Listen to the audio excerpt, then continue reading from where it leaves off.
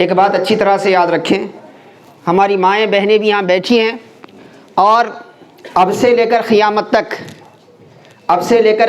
تک ہماری زندگی کا سارا نظام انہی کے ہاتھ میں ہے۔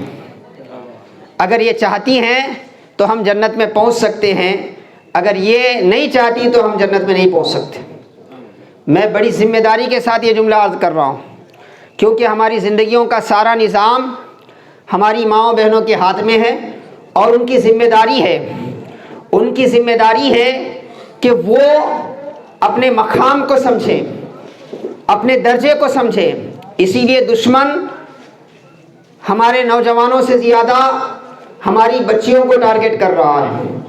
آج کوپل میں دیگر مقامات پر یہ اسی بات کا احساس دلا رہے ہیں کہ ہماری ماؤں اور بہنوں کا اسلام میں کیا مقام ہے اور کیا ویلیو ہے، کیا اہمیت ہے، اور یہ حقیقت بھی ہے۔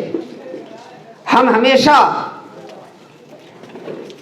کوشش کو دیکھتے ہیں، نتیجے کو دیکھتے ہیں، نتیجے کے پیچھے جن کی کوششیں ہوتی ہیں اس کو نظر انداز کرتے ہیں۔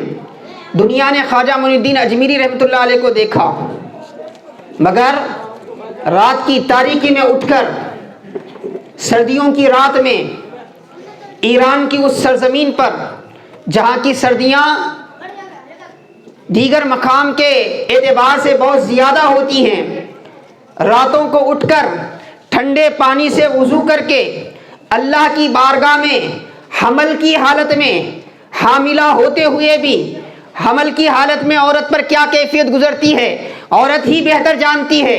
ایسے عالم میں بھی رات میں اٹھ کر تہجد کے وقت اللہ کا ذکر کرنا، اللہ کی بارگاہ میں دعائیں کرنا، سجدہ ریزی کرنا، پھر اپنے آنے والی نسل کے لیے اللہ کی بارگاہ میں قربیت کی دعا کرنا، اللہ کی بارگاہ میں ولایت کی دعا کرنا، جس کا نتیجہ یہ کہ خود حضرت کی والدہ محترمہ فرماتی ہیں کبھی کبھار میں ذکر میں مستغرق ہو جاتی، یکسو ہو جاتی، دنیا سے لا تعلق ہوتی، تو مجھے محسوس ہوتا کہ میرے پیٹ میں جو ہونے والی اولاد ہے وہ بھی لا الہ الا اللہ، لا الہ الا اللہ، لا الہ الا اللہ کہہ رہی ہے۔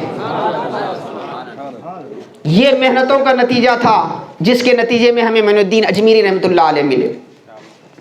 اگر ام الخیر فاطمہ نہ ہوتی تو دنیا کو غوث اعظم نہیں ملتے۔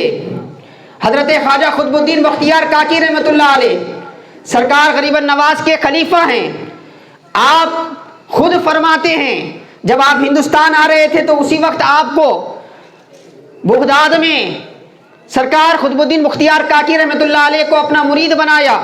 اس کے ضمن میں آپ خود فرماتے ہیں کہ 50 مرتبہ رسول اللہ صلی اللہ علیہ وسلم کو خواب میں دیکھا، ساتھ میں مشائخ کی ارواحیں بھی موجود تھی۔ بار بار حضرت غریب نواز کو حکم دیا جا رہا تھا کہ آپ خواجہ قطب الدین بختیار کاکی رحمۃ اللہ علیہ کو اپنا مرید بنائیں۔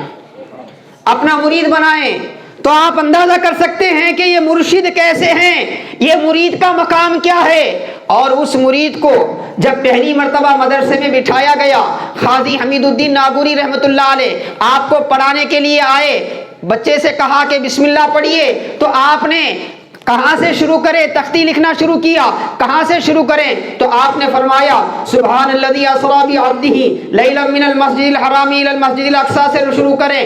تو آپ نے کہا بیٹے یہ تو 15ویں پارے میں ہے، تو آپ فرماتے ہیں یہاں تک تو میں پڑھ چکا ہوں، یہاں تک تو مجھے یاد ہے، ازبر ہے۔ بولے پہلی مرتبہ استاد کے سامنے بیٹھے ہو، ابھی تو الف با شروع کر رہے ہو، 15 پارے کیسے پڑھ لیے؟ تو آپ فرماتے ہیں میری والدہ چلتے پھرتے 15 پارے کی حافظہ تھی، پڑھتے رہتی تھی قرآن، سنتے سنتے میں حافظ ہو گیا۔